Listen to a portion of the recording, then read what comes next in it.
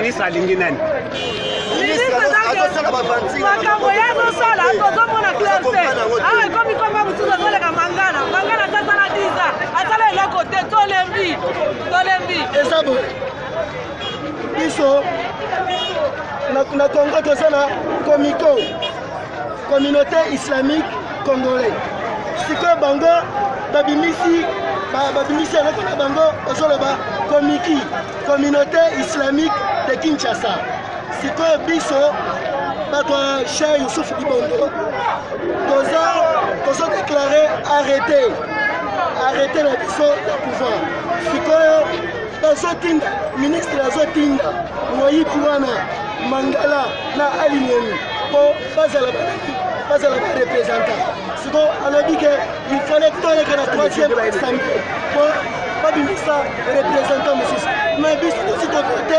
président na biso représentant na biso mpona Congo kobimba kombo na ye Cheikh Youssouf Dibondo toli lisusu moyibi te bamoyibi te toli te.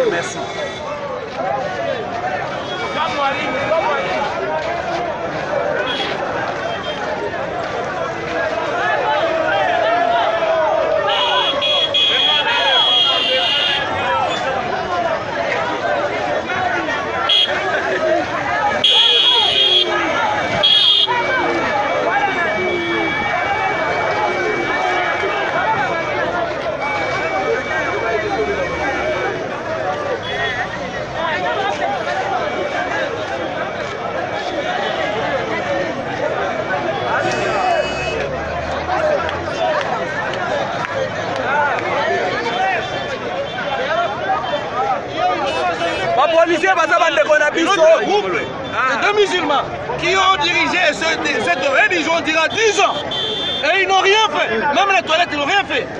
Et aujourd'hui, son excellence, le ministre de la Justice, qui nous a attendus et que ses services lui a dit que notre assemblée était valable, même tout de la Kassenda, ministre tout de la Kassenda, son excellence, il a refusé.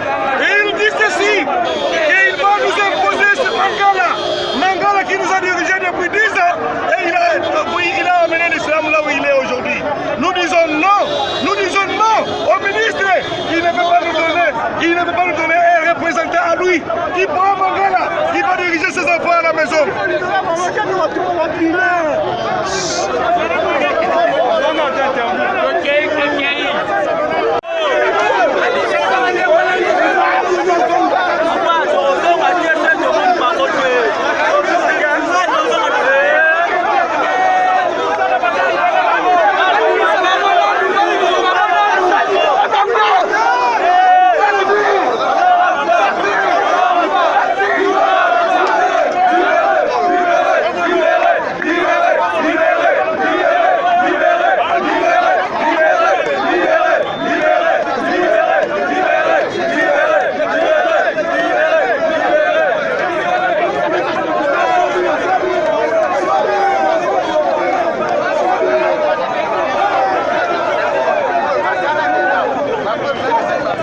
naolia bakiti na bamesa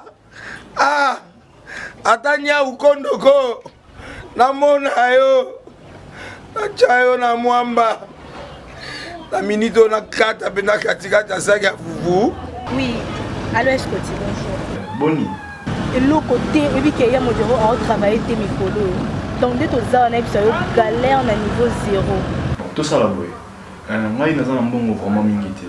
Mais nazo tchela bino moi mukio naza nango na agence moko boye Nazareta. Sarita, c'est du sérieux. Oh. Maman, comment des bons dans yo pesa au fouti mbongo kuna partir à poto biso to ya to jibilo. Na bengi ya Scotty. Agence moi ifongami comme nango Nazareta. Na kufie. Agence lisusu. Naka sansu mulongo kuna. Kuna eza mambo mulongo te. Ye si afuti mbongo kuna partir à poto, biso tozoke ko récupérer biloko oli. Ah tika boyeko. Yeso mona makama bongo na monte. Bat papé si mbongo kuna biloko récupérer biloko oli na agence. Ezalaka. Mais yango bandi. Mama. Leki nanga yebisi ngai mena ndimite. Na lingi na mona ki mona beso. Poli kamba boye. Na monte na ne salamate. Mama yebisa ngai. Papé si mbongo kuna biso to récupérer biloko oli awa. Ya solo boutique Nazareta ezali boutique ou ezali à distribution de produits alimentaires. Tosali poto sunga bandeko oyo même ba oyo baza na peu de ressources comme la boîte bandeko on baza niveau à Kinshasa même avec un petit rien. Donc à partir à $10, $15. Donc si vous avez un bon côté, nous devons la poto ko sunga yo a ozuka biloko kolia. Eh maman Nazareth nzamba pambola ya bakise mikole belé awa na sena mokili. Et bon awa tozawa poto yeba adresse awa. La boutique Nazareth a été ici à Kubungate, Toza sur avenue Monkoto numéro 1, direction Elengesa. Face à face na église catholique Saint-Vincent.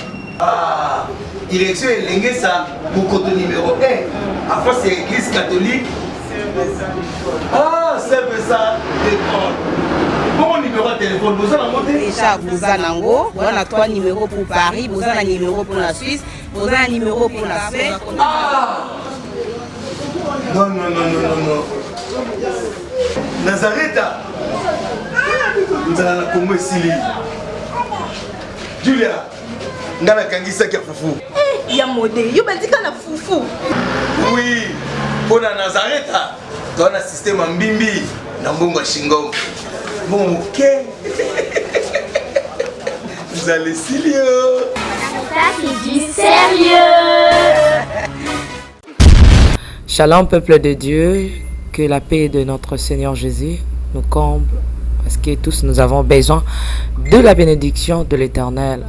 C'est la sœur Tiffany Mokoa, la princesse de l'Éternel, la présidente du Parlement céleste, députée Kwanabanda Kunabino. En tout cas, la Bible nous dit, vous connaîtrez la vérité et la vérité vous affranchira. Nouvelle Ezakaka, tu peux communiquer, information, c'est que les Nazaréens ont moins souci, vraiment souci, mon côté technique. Voilà pourquoi nous vous supplions, nous vous demandons, s'il vous plaît, d'ailleurs que vous acceptez Rabiso na banda kuna bino ka lolenge tozali.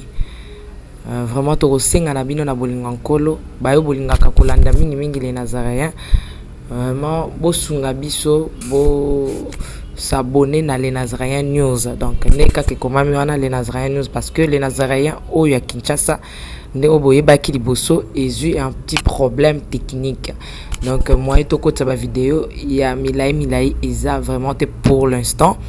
Donc, voilà pourquoi na bolinga musalo tozala nango tosala libino les Nazaréens News. Dans les Nazaréens News nde ya bino les Nazaréens News les zaka les Nazaréens donc ndakwa les Nazaréens okay? Famille les Nazaréens toujours mais news obetika les Nazaréens News ndenge ba komi wana o cliquer na place ba komi s'abonner au s'abonner massivement donc il faut s'abonner au epipe moninga s'abonner au epipe de quoi s'abonner donc vous s'abonner massivement s'il vous plaît bible ngakolo bible ngala sœur Tiffany bible ngala princesse de l'Éternel je vous aime beaucoup de l'amour de Christ. Donc, je disais tantôt que les Nazaréens ont un petit problème technique. Voilà pourquoi nous vous supplions de s'abonner sur les Nazaréens News. Ces derniers temps, nous utilisons beaucoup plus les Nazaréens News parce que les Nazaréens Kinshasa a un petit souci, un petit problème technique. Que le Seigneur nous bénisse, que le Seigneur vous bénisse parce que tous nous avons besoin de la bénédiction de l'Éternel car la Bible nous dit c'est la bénédiction de l'Éternel qui enrichit ne fait suivre d'aucun chagrin. Au moins, quand émission au Talio, attaque au Tali. Donc, toujours sous kaka na ba minute, 1 minute, 2 minutes, 3 minutes. Parce que moi, tout que moula izate, donc, ba témoignage au landjo, table sainte au lundi, mission ka ucho landa oyo, attaque oyo lundi amuke oyo. Donc, cliquez le lien où ils en a sewana. Après titrage, kazo landa wana. Donc, sur mon titrage, na sewana au mona lien. Alors, cliquez le lien wana et vous mettez directement dans les Nazaréens News. Donc, cliquez kaka donc au tali attaque. Au moment titrage ezawana ce qu'on a c'est à titrage wana au moment lien final lien wana et comme mayo na les Nazaréens News. Quant à moi, je suis rempli, je suis comblé de joie pour bokozala boko s'abonner et belé ciao.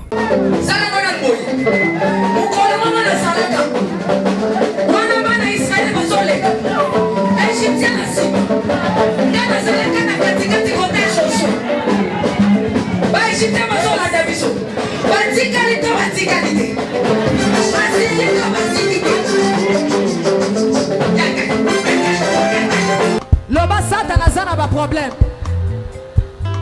Oh, asimbi kisi. asimbiki ya likambo ya kisi te yo mpe kende oluka kisi na osala nini osimba biso tozoye